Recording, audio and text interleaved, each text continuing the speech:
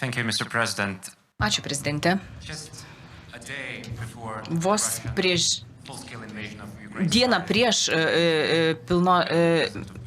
karą Ukrainoje, jūs buvote susitikęs su Ukrainos prezidentu ir Lenkijos prezidentu. Ir nuo to laiko jūs nuolat kartojate, kad Lietuva yra viena pirmaujančių valstybių tiek Europoje, tiek pasaulyje pagal paramą Ukrainai. Ir mūsų remdami Ukrainą mes stipriname ir savo gynybą. Nepaisant to, ta agresija tęsiasi ir mes netrukus minėsime 4-asias karo metinės, invazijos metinės. Ir nepamirštame, žinoma, ir 2014 metų, kai buvo aneksuotas Krymas, ir girdime vis daugiau gandų apie galbūt taikos planus, apie kažkokius klausimus, kurie gali būti aptariami iš abiejų pusių ir, žinoma, kokie politiniai procesai gali vykti. Žinoma, daug nepatvirtintos informacijos, bet galbūt galite keletą žodžių pasakyti apie tai, apie tą nutekintą taikos planą ir ko galime tikėtis ateinančiais keliais metais Ukrainos atžvilgiu.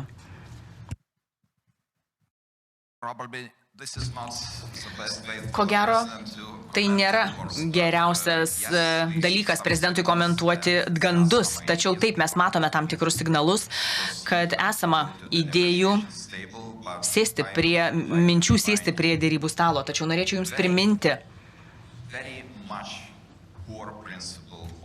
esminį kiekvienos diskusijos dėl taikos principą. Niekas negali vykti, jokios kalbos apie Ukrainą negali vykti be Ukrainos dalyvavimo. Tai yra esminis principas, bet kokios mintys, idėjos, kurios Ukraina pastatys į silpnąją pusę, yra nepriimtinos. Ir mes negalime tokių pastangų toleruoti. Ką mes girdime viešojoje erdvėje apie tas galimas mintis, sumanymus, tai kalbama apie menkinimą Ukrainos ginkluotųjų pajėgų, sumažinimą kariuomenės ar kažkokias kitas nuolaidas. Tai tik tai reikštų Ukrainos kapituliaciją. Dabar turime išnaudoti šią akimirką ir parodyti tvirtą valią, tvirtą Europinės bendruomenės nuomonę.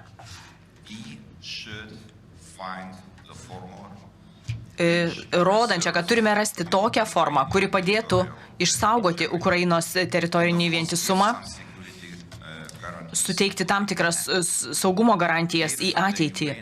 Ir jeigu Ukrainos ginkluotosios pajėgos bus sumažintos 15 procentų ar 50%, tai kokios galimybės lieka Ukrainai? Ta labai tikrai sunku suvokti. Mes galime patys suteikti saugumo garantijas kaip bendruomenė, kaip kažkokios tai konkrečios šalys, tačiau tos saugumo garantijos turi apimti labai svarbius elementus ir jos turi būti palaikiamos Jungtinių Amerikos valstijų. Tai yra būtinybė. Aš nekantriai laukiu to dokumento, noriu jį pamatyti, noriu pamatyti Ukrainos reakciją ir išgirsti Europos bendruomenės balsą. Jis turi būti stiprus. Negalime ramiai stebėti ir tiesiog komentuoti vykstančių įvykių. Turime imtis aktyvių žingsnių ir tai mūsų istorinis šansas tą padaryti.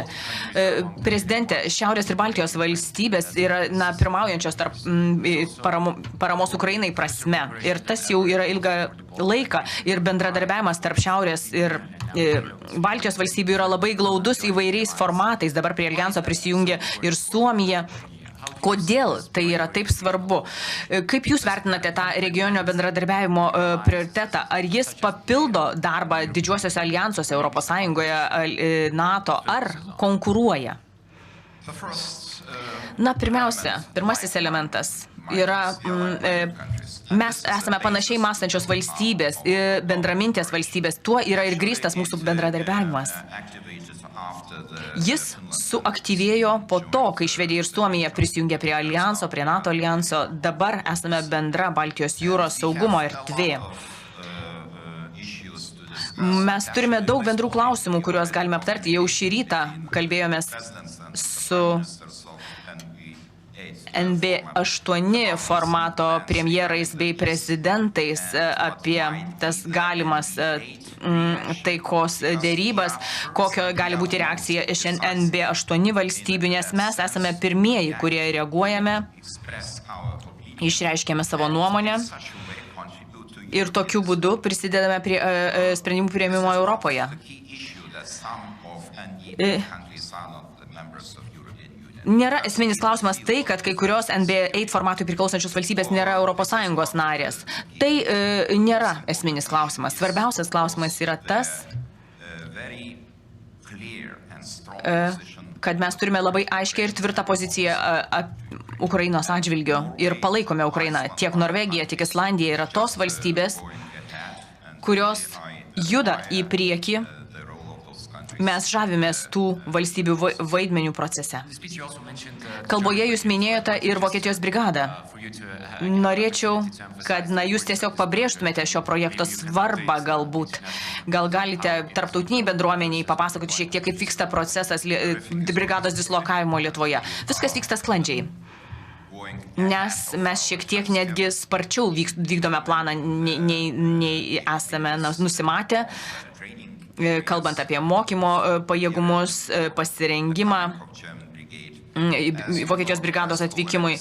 Ko gero jau buvo sakyta inauguracijos metu, kad pirmasis brigados elementas jau atvyko į Lietuvą prieš keletą mėnesių, dabar laukiame kitų atvykstančių karių.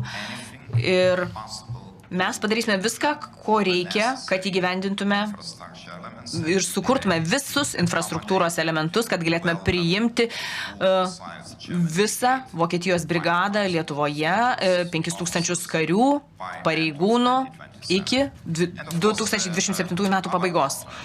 Ir žinoma, kiti partneriai, Jungtinės Amerikos valstijos išlieka nepaprastai svarbios. Tai nereiškia, kad mes Vokietijos kariais pakeisime JAV karius. Jokių būdų. Man atrodo, labai svarbu išlaikyti dėmesį Jungtinių Amerikos valstijų institucijų ir valdžios dėmesį į šį regioną, nes šiam regionui, šiai teritorijai kyla grėsmė iš Rusijos ir Baltarusijos. Dabar džiaugiamės Jungtinių Amerikos valstijų karių buvimu rotaciniais pagrindais Lietuvoje. Mes džiaugiamės kitų sąjungininkų palaikymu, kurie yra pasiruošę teikti daugiau garancijų, daugiau finansinių pajėgumų, kad atvyktų daugiau karių, tačiau tai žinoma priklausys nuo Baltųjų rūmų politinių sprendimų. Labai stipriai vilėmės, kad tas sprendimas bus teigiamas. Ir žinoma, bendradarbiavimas su Jungtinėmis Amerikos valstijomis kaip partnerė kitose srityse, pavyzdžiui, energetikos srityje, yra labai įdomus. 30 suskystintų dujų krovinių atvyko į Klaipėdos terminalą ir 71% mūsų importuojamų suskystintų dujų yra importuojamos iš JAV. Ir Lietuva įgyvendino tą dujų jungtį tarp Lenkijos ir Lietuvos, GIPL, tai mes galime tiekti dujas, aprūpinti dujomis ne tik Baltijos šalis, bet ir galime tiekti dujas į Ukrainą. Turime pakankamus pajėgumus ir tai yra realybė. Mes tiekiame dujas per Klaipėdą, amerikietiškas dujas per Klaipėdą mūsų draugams Ukrainoje. Ir vos prieš keletą dienų buvo pasirašytas tiesioginis susitarimas tarp Ukrainos dujų bendrovės ir JAV administracijos. Ir pirmasis suskystintų dujų krovinys pagal šį susitarimą jau atvyko į Klaipėdą ir buvo pristatytas į Ukrainą. Tai yra tie pavyzdžiai, rodantis, kad Jungtinės Amerikos valstijos išlieka mūsų labai svarbių partnerių, Lietuvos svarbių partnerių. Tai yra mūsų užsienio politikos prioritetas išlaikyti šį bendradarbiavimą. Dar labai trumpas paskutinis klausimas. Jūs minėjote, kad Europa turi tvirtai reikšti savo balsą. Ar jūs esate optimistiškai nusiteikęs dėl ateinančių metų? Kartais esu labiau optimistas, kartais optimizmo pristinga. Tačiau neturime teisės būti pesimistais šiais laikais. every Turime daryti viską, kas mūsų galioje, kas mūsų rankose, get this positive result of kad this geopolitical. pasiektume This is not teigiamų rezultatų šiais geopolitinių turbulencijų laikais. Tai nėra lengva, tam reikia daug kantrybės. it's really difficult Ir kartais tikrai labai sunku įveikti tos biurokratinės procedūras, pasiekti vieningoje balsavimą, nesvarbu, ar tai būtų Europos vadovai taryba ar kiti formatai dėl vienos ar kelių valstybių pasipriešinimo. Tačiau, ko gero, tai yra ES stiprybė, galimybė priimti sprendimus vienbalsiai, vieningai, nesvarbu, kaip sunku tai būtų. Aš tikiu, kad turime daug sprendimų, daug erdvės, daug galimybių siekti pažangos ir esu tikras, kad galėsime